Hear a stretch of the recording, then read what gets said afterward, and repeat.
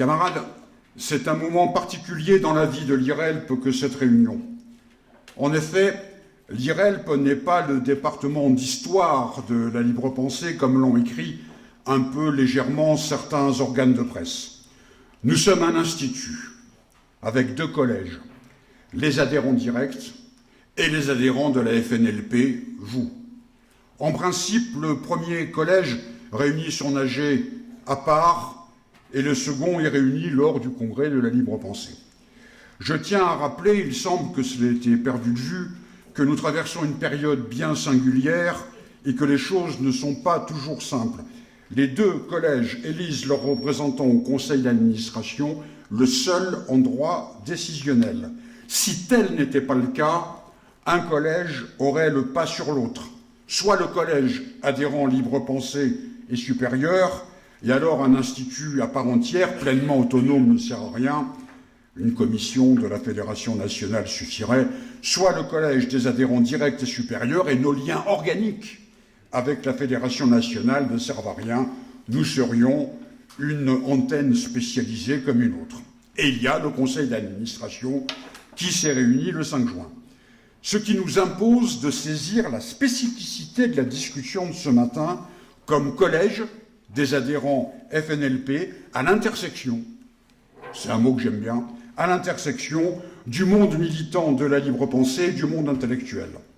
Cette discussion doit être à égalité et donc je vous ferai grâce des emmerdements, passez-moi l'expression, que doit régler le bureau de l'IRELP. Après tout, ce n'est que notre mandat.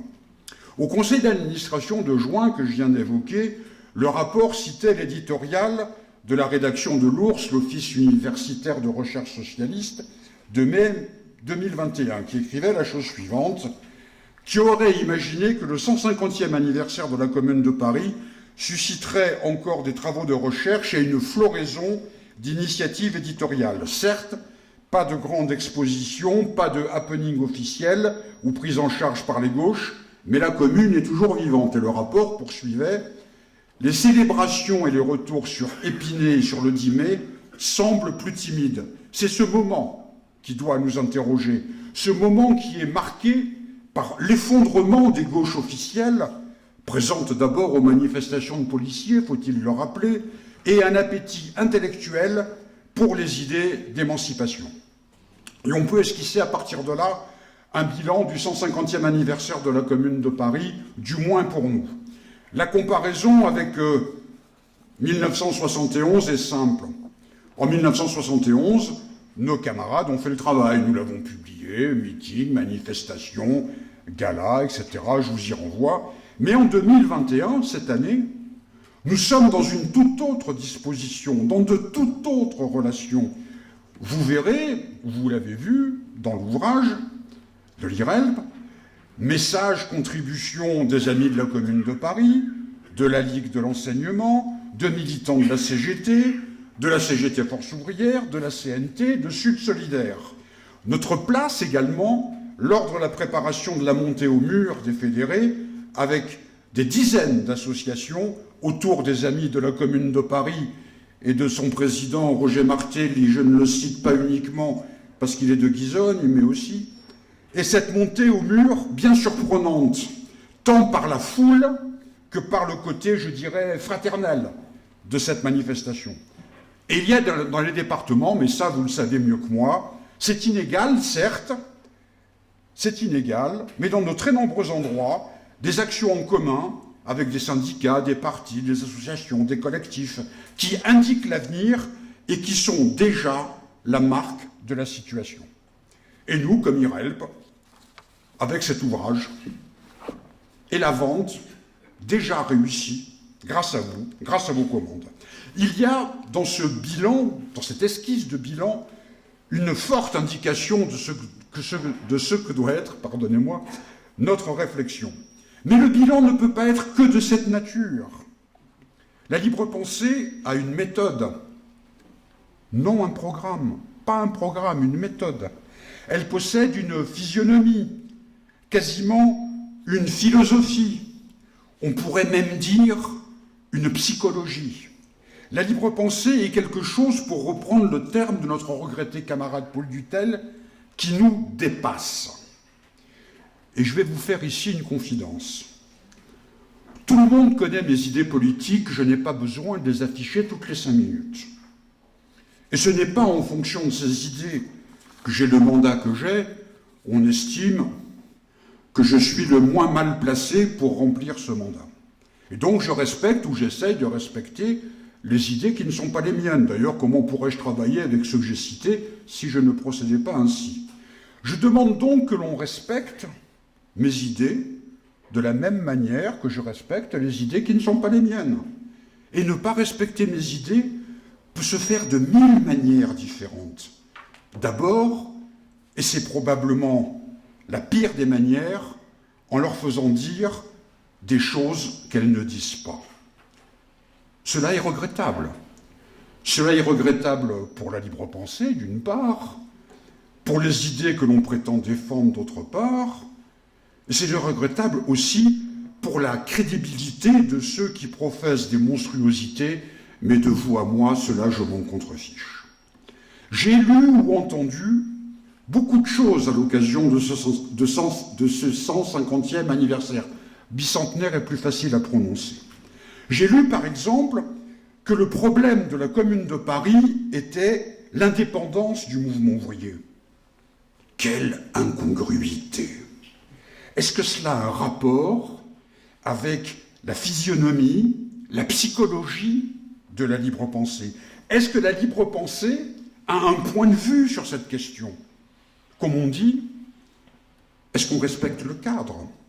D'autre part, et c'est au moins aussi grave, ce n'est pas vrai du tout.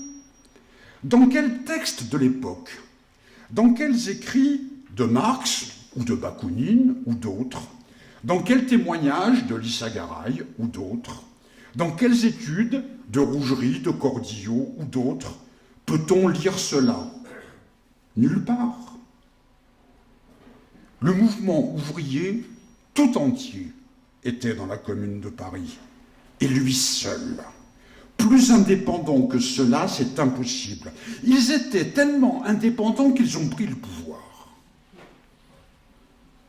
Ou alors, il faut expliquer que le refus de la marche sur Versailles, le refus de s'en prendre à la Banque de France, c'est cela le problème de l'indépendance. Mais ce n'est pas un problème d'indépendance, c'est un problème d'orientation. Si vous confondez, si on confond orientation et indépendance, je vous souhaite bien du plaisir, notamment dans le mouvement syndical. J'ai lu également une conférence d'un camarade que j'estime, conférence qui n'est pas sans valeur, qui cite longuement et avec éloge la célèbre préface de Trotsky à l'étude de Thalès sur la Commune. Vous connaissez peut-être cette phrase, nous pouvons ainsi feuilleter page par page toute l'histoire de la Commune et nous y trouverons une seule leçon, il faut une forte direction de parti. Mais franchement, quel rapport avec la libre pensée? Qu'est-ce que ça vient faire dans une conférence de la libre pensée? N'est-ce pas une totale incongruité? Et surtout, est-ce vrai? Trotsky écrit cela en février 1921, quelques semaines après le congrès de Tours, qui a vu une foule de députés, de carriéristes, d'arrivistes, etc., noyant les militants, se précipiter derrière la révolution russe pour conserver postes et mandats. Et Trotsky met en garde et les carriéristes et les militants. C'est dans un contexte politique extrêmement précis, dans un débat politique interne particulièrement intense. Sommes-nous à ce moment? Sommes-nous dans ce débat? Tiens, question à 1000 balles. Marx ne parle pas une seule fois de cette question. Marx aurait-il tort?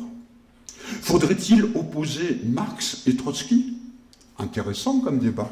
Ou plus exactement, ne faudrait-il pas considérer que ce sont deux éléments de réflexion à deux moments différents?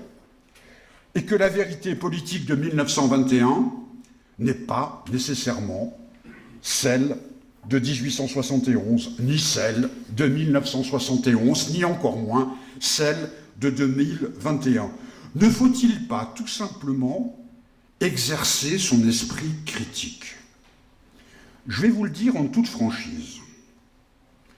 Et comme je sais que j'ai affaire nécessairement à un public composé entièrement, complètement, uniquement de personnes dont l'honnêteté intellectuelle est irréprochable, non seulement le texte de mon intervention est écrit, mais mon intervention est filmée.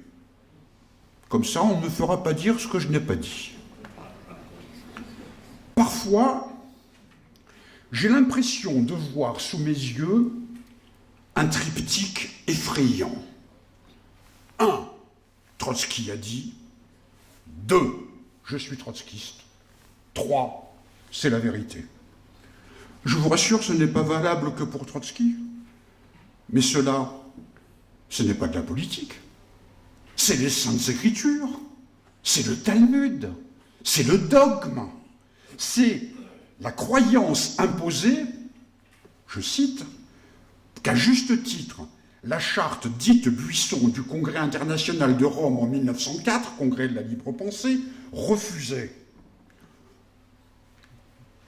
Quand même, vous l'avez entendu, il ne s'agit que de 2 exemples marginaux, de camarades voulant incontestablement bien faire, c'est d'ailleurs pour ça que je ne les ai pas nommés, mais soyons vigilants, soyons scrupuleux, soyons libres penseurs. Autrement, il ne s'agirait plus d'exemples marginaux et on passerait d'une égratignure,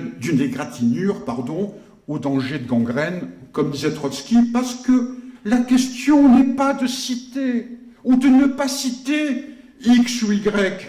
À la libre pensée, on peut citer tout le monde. La question est de le faire à bon escient. Quel rapport avec notre réflexion de ce matin? Rappelons le texte programmatique d'un certain point de vue, être un institut de plein droit et de plein exercice du conseil d'administration de l'IRELP du 28 septembre 2018 qui définit toute notre réflexion. Je cite. Stratégiquement, il s'agit de systématiser, de planifier méthodiquement, méticuleusement, sur tous les aspects, ce qui existe empiriquement. Sortir totalement d'une sorte de routine qui pourrait devenir un ghetto. L'objectif est d'aller à la conquête du monde universitaire, intellectuel et militant et faire de l'IRELP l'institut dont ils ont besoin dans un partenariat subtil avec la Fédération nationale de la libre pensée. Fin de citation. Cela exige une ouverture d'esprit, une inventivité, une réactivité, une disponibilité permanente, non pas de temps en temps, non pas une fois en passant, mais en permanence, chaque jour, à chaque instant, que cela soit notre manière de vivre, notre style, notre manière de penser, notre oxygène, notre pain quotidien. Notre objectif n'est pas mince, je recite, aller à la conquête du monde universitaire, intellectuel et militant. Notre méthodologie doit être à cette aune. Je voudrais, pour essayer de me faire comprendre, donner quelques exemples. Le colloque de la Commune de Paris, qui n'a pas eu lieu pour des raisons que nous allons qualifier pudiquement de sanitaires, mais dont tout le monde sait très bien que ce n'est pas cela, nous avions décidé de chercher volontairement, délibérément, la parole à de jeunes chercheurs, ne pas faire intervenir de vieux connus.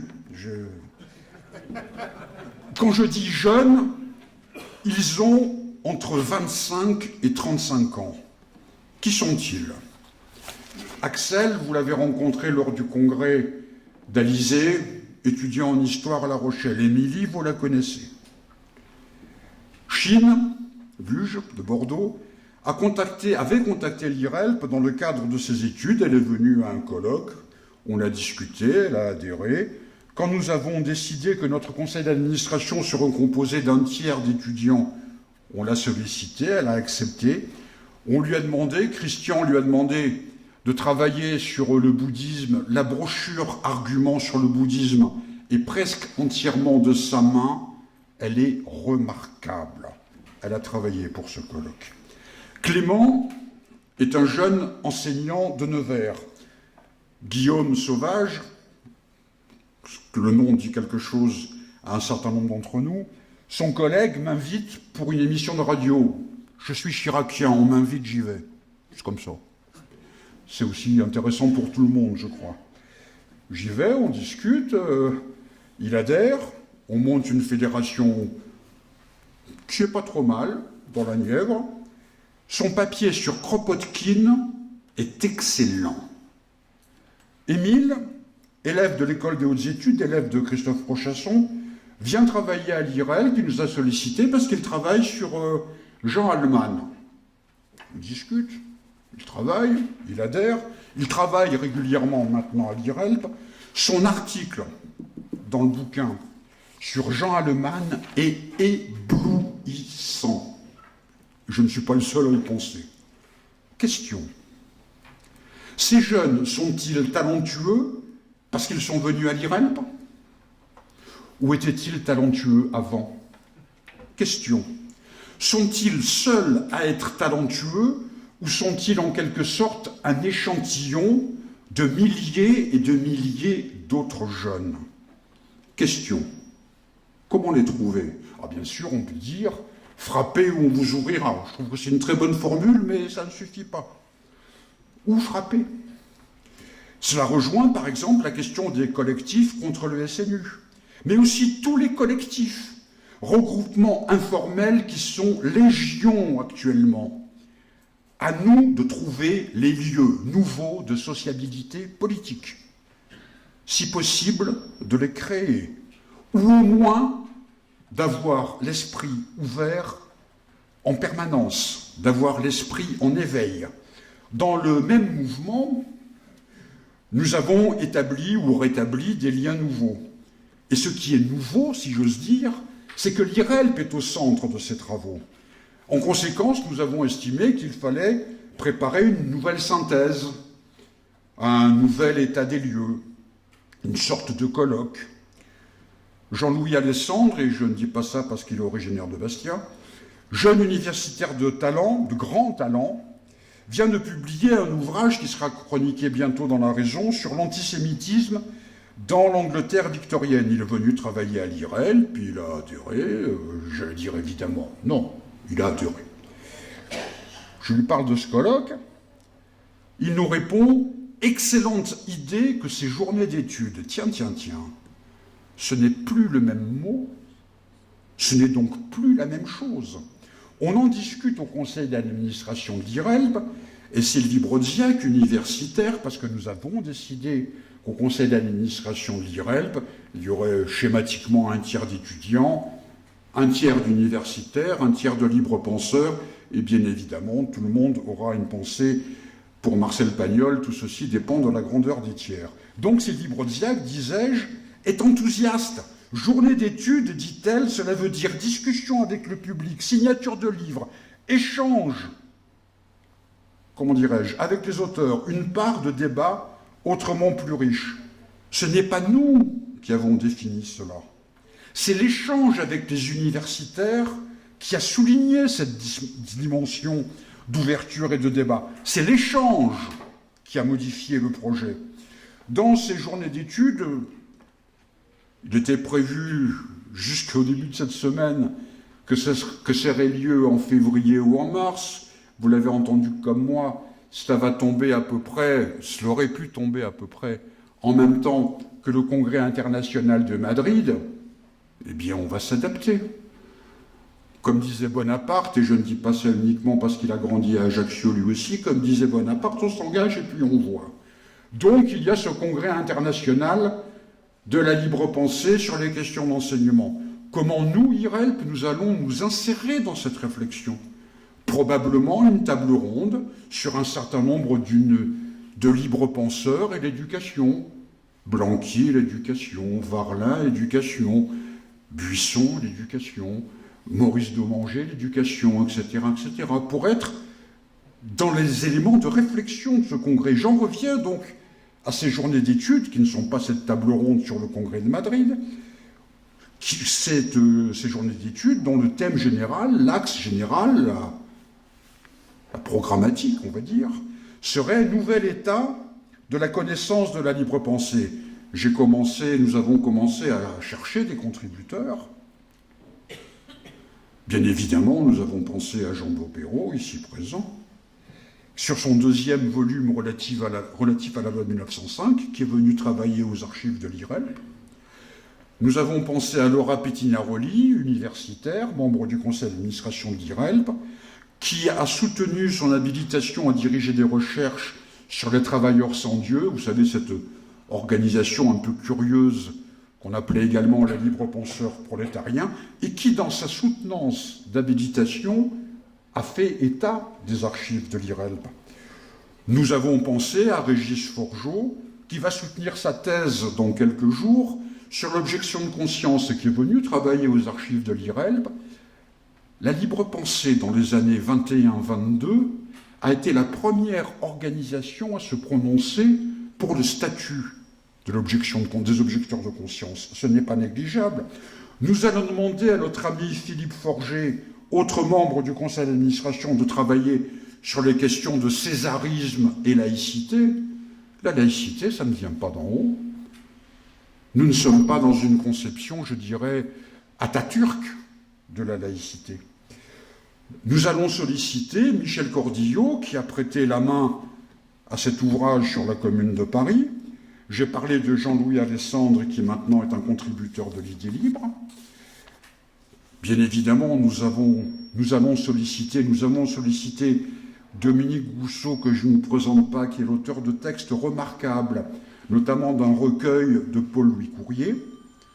Il n'est pas aberrant dans cette réflexion de faire intervenir le secrétaire général de la libre pensée sur le moment présent de la libre pensée. Nous allons faire venir Serge Bianchi, autre universitaire, membre du conseil d'administration, qui va sortir dans les tout prochains jours une monumentale biographie de Danton qui fait suite, si j'ose dire, à la non moins monumentale biographie de Marat, que vous avez, j'en suis persuadé, tous lu et qui est remarquable. Il y aura un historien de la Révolution, auteur d'une biographie sur un conventionnel athée, c'est-à-dire que le dénominateur commun de tous ces travaux, c'est les relations avec l'IRELP.